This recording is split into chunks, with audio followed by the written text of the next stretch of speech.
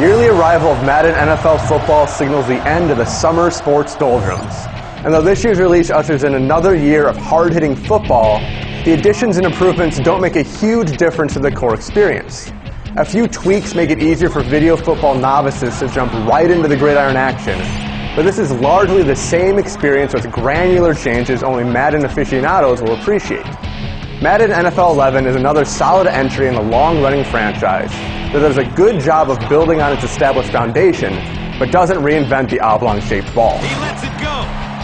Hauls it in for the long touchdown. The most obvious change to this year's Madden comes in the form of how you call plays. On game day, they use their game plan to call plays. Based on the specific situation, the coach calls the play and relays it to the quarterback, and then the team executes the play. A new game flow feature lets you quickly call up your offensive or defensive play with one button tap, which keeps games moving at a quicker pace. For the most part, this is a good option. The computer does a good job of mixing up which plays are called, and it correlates well with the in-game situations. But there are still some issues. The most notable is the infusion of the wildcat formation, which is just as lame in Madden as it is in the real games. Once a play using this formation is called, you can't audible something worthwhile either, which pretty much kills the down. The computer sometimes calls awful plays such as back-to-back screens or draws, which forces you to audible to something better. Still, this is a good feature, and you can always tweak your game plan beforehand to limit the appearance of lousy plays. GameFlow helps move things along before you snap the ball, but there are subtle improvements to the on-the-field action as well.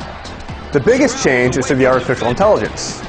Run blocking in particular has been improved from last year, allowing you to predict where your blocks are going to come from much easier, which in turn makes running the ball much more satisfying.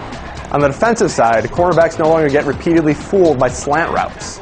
You have to mix up your passing attack if you want any success at the higher difficulty level, which forces you to put thought into your offensive strategy rather than just running a few money plays over and over again.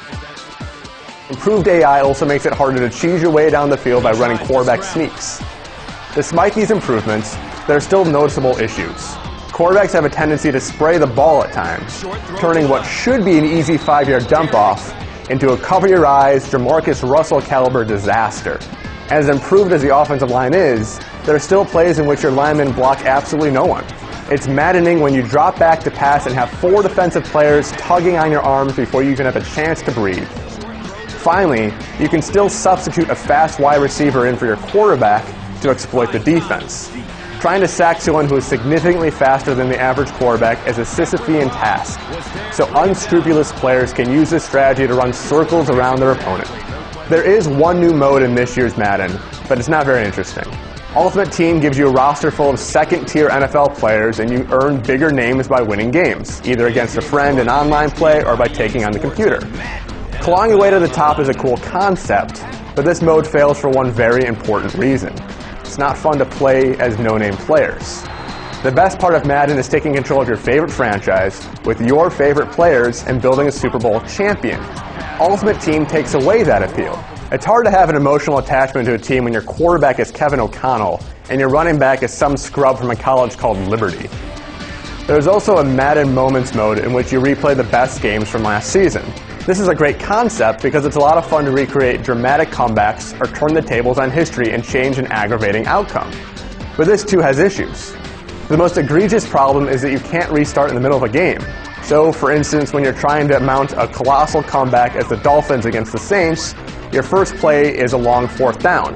If you screw up that conversion, you either have to quit out to the main menu and load the challenge again, or just sit and watch while the eventual Super Bowl champs run up the score. More troubling for football fans are inaccurate rosters. These games all took place last season, but you're using this year's roster. When you're trying to will the Broncos to a last-second victory over the Bengals, you won't have Brandon Marshall to help you. And Sam Bradford is the Rams quarterback, even though he was in college when the Colts-Ram game took place. This inattention to detail is frustrating and makes these dramatic moments less impactful. The presentation is at least much better in Madden 11 than previous games. Runs through the tackle. He's wrestled down. Gus Johnson is the new play-by-play man, and though his enthusiasm sounds forced at times, he is a huge improvement over the interminably dull Tom Hammond from last year's version. There's also an elaborate championship parade when you win the Super Bowl, complete with a trip to the White House. but the presentation is still lacking in other places. This is the extra point. A post-game wrap-up show is still too vague to make it worth watching, and the commentators' calls on the field are frequently way behind the action. But overall, this does a better job of replicating the real sport than previous versions. Going up top! Madden NFL 11 is a very good football game.